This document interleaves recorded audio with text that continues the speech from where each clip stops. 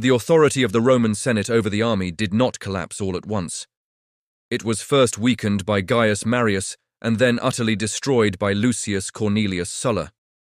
Together, these two men transformed the Roman army from a civic institution loyal to the Republic into a political weapon devoted to individual commanders, a shift that ultimately doomed the Roman Republic. Gaius Marius was not a radical political reformer, but his career marked a turning point in Roman history. Unlike most men who reached the consulship, Marius did not belong to one of Rome's ancient noble families. Under normal circumstances, his rise would have been impossible. However, with strong backing from the equestrian class, he was elected consul in 107 BCE, at a moment when Rome desperately needed capable leadership. That same year, Rome was struggling in a difficult war against Numidia in North Africa. Marius proved himself an outstanding general, traveling to Africa and decisively defeating Rome's enemies. Yet his most lasting contribution came not on the battlefield, but in the structure of the Roman army itself. Traditionally, Roman soldiers were citizens who owned land. Military service was considered a duty tied to property ownership, ensuring that those who fought had a personal stake in the republic they defended. By the late 2nd century BCE, however, this system was breaking down. Decades of war and economic change had devastated the class of small farmers, leaving too few eligible men to fill the legions. Faced with this crisis, Marius introduced a radical solution. He opened recruitment to the landless poor, offering pay, bonuses, and, most importantly, promises of land at the end of service. Tens of thousands of unemployed Romans eagerly volunteered. For them, the army became not just a duty, but a career and a lifeline. This reform solved Rome's immediate manpower problem, but it carried profound consequences. These new soldiers owed their livelihood not to the Senate or the state, but to Marius personally. Their loyalty shifted from the Republic to the general who promised them rewards. In return, Marius relied on his soldiers' political support to secure election after election, serving an unprecedented 5 terms as consul between 104 and 100 BCE. For the first time in Roman history, the Republic possessed large professional armies whose primary loyalty lay with individual commanders rather than with the Senate. Soldiers now expected their generals, not the state, to reward them. The army had become a political force. If Marius transformed the army into a political weapon, it was Lucius Cornelius Sulla who showed how devastating that weapon could be. Sulla came from a respectable aristocratic family and aligned himself politically with the nobles, the senatorial elite. In 88 BCE, he was appointed to command Rome's legions in a major war in Asia. Before he could depart, however, his enemies, supporters of Marius, used political maneuvering to strip him of his command. Sulla responded in a way no Roman general ever had before. He turned to the soldiers who remained loyal to him and asked them to help restore his authority.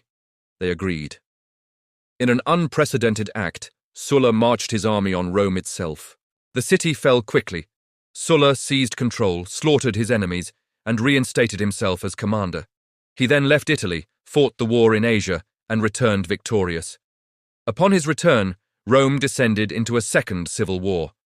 Once again, Sulla marched on the city, defeated his rivals, and made himself dictator. As dictator, Sulla claimed he was restoring traditional republican values. He passed laws designed to strengthen the Senate and weaken popular assemblies. Yet most of these reforms collapsed soon after he stepped down. The real significance of Sulla's career lay not in what he legislated, but in what he demonstrated, that a general with a loyal army could overthrow the Roman government by force. Marius had used soldiers to win elections. Sulla used soldiers to seize absolute power.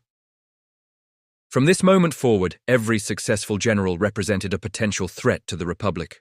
By the late 2nd and early 1st centuries BCE, the traditional institutions of the Republic, the magistracies, the assemblies, and especially the Senate, were in sharp decline. The Senate bore much of the responsibility.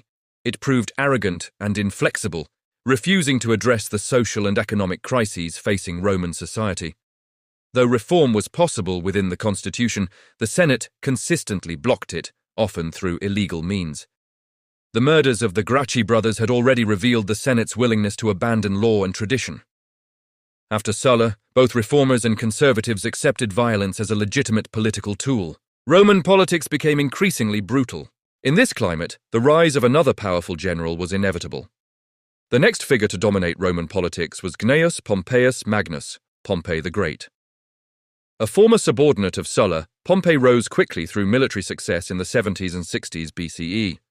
He held multiple provincial commands, crushed foreign enemies, and won immense popularity with both the common people and his soldiers. Like Marius, Pompey troubled the Senate because he lacked noble ancestry and commanded extraordinary personal loyalty. On several occasions, he possessed the power to seize control of the Roman state by force. Yet Pompey hesitated. Unlike Sulla, he craved legitimacy and senatorial approval.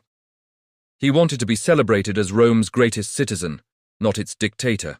The Senate, however, never fully trusted him and repeatedly blocked his political ambitions, resentful of his success and fearful of his power. This failure of cooperation between Senate and general would have dire consequences. Pompey's frustration would eventually drive him into alliance, and then conflict, with an even more dangerous figure, Julius Caesar. By the time Caesar entered the stage, the Republic was already fatally weakened. The army no longer belonged to the state. Violence was normalized, and power flowed not from law, but from loyalty and force. The collapse of the Roman Republic was no longer a possibility, it was only a matter of time, of